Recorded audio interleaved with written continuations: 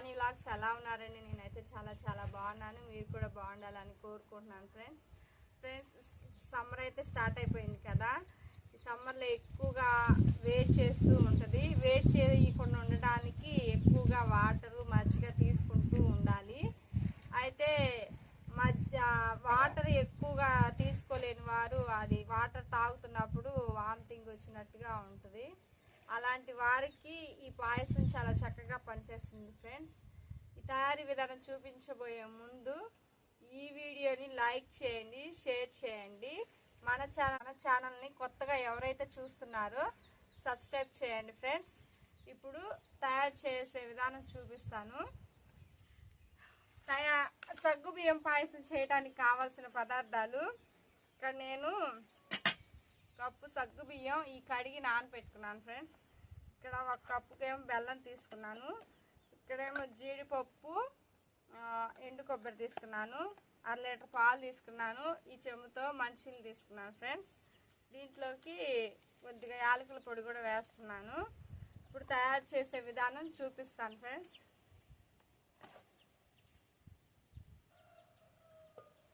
ఇప్పుడైతే పొయ్యి ముట్టించుకున్నాను.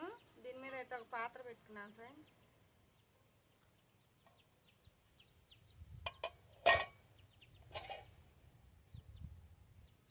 దీంట్లో ఈ వాటర్ అయితే పోసుకుంటున్నాను.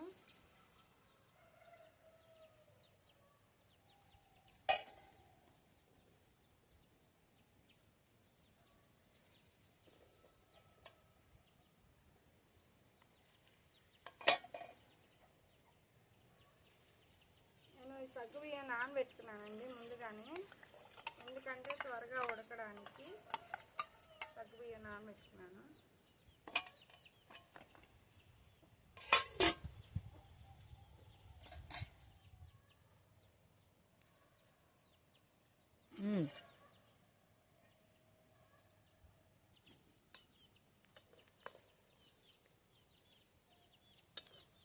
ఫ్రెండ్స్, సగ్గుబియ్యం ఎదిగే పిల్లలకి చాలా మంచిదండి. సగ్గుబియ్యం పాయసం అప్పుడప్పుడు పిల్లలకి కానీ పెద్దవారికి కానీ చేసి పెట్టినప్పుడు వాళ్ళ శరీరానికి చలువ చేస్తుంది. సగ్గుబియ్యంలో కాల్షియం ఉంటవి. అవి పిల్లల్లో ఎముక బలాన్ని పెంచుతాయండి. అలాగే అప్పుడప్పుడు సగ్గుబియ్యం జావా తీసుకోవడం వల్ల చాలా మంచిది. మన ఒంట్లో ఉన్న నీరసాన్ని కూడా తగ్గిస్తుందండి ఈ సగ్గుబియ్యం. ఈ ఎండాకాలంలో అప్పుడప్పుడు చేసుకోవడం చాలా మంచిది.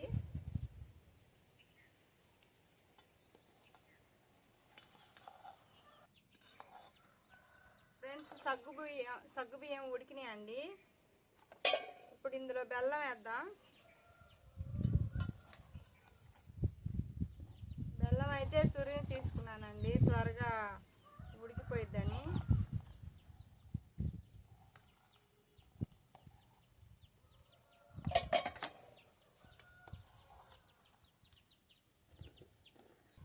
బెల్లం మీ రుచికి తగినట్లు తీసుకోండి, ఎందుకంటే ఒక్కొక్కరు తక్కువ తింటారు, ఒక్కొక్కరు ఎక్కువ తింటారు. దానికి తగినట్లు తీసుకోండి బెల్లం.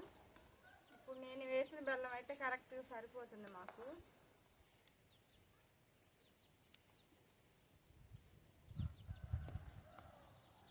ఫ్రెండ్స్, ఇందులోనే యాలకుల పొడి వేసేస్తున్నాను.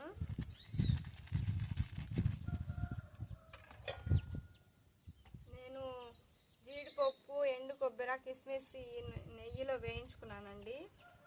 ఇందులో వేసేస్తున్నాను.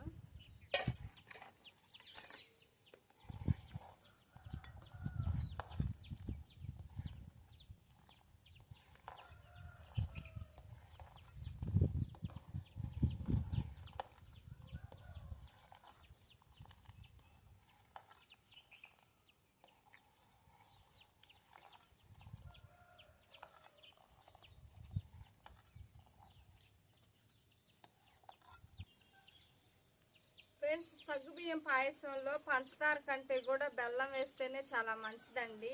చిన్నపిల్లలకు కూడా ఆరోగ్యానికి చాలా మంచి చేస్తుంది బెల్లంలో ఐరన్ శాతం ఎక్కువ ఉంటుంది కదా. పంచదార కంటే బెల్లమే మంచిది. అందుకని నేను ఇక్కడ బెల్లమే వాడుతున్నాను.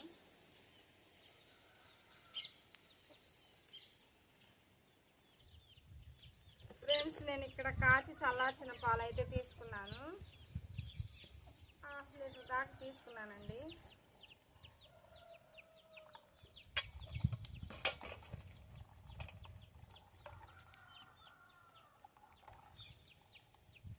ఒక 2 నిమిషాలు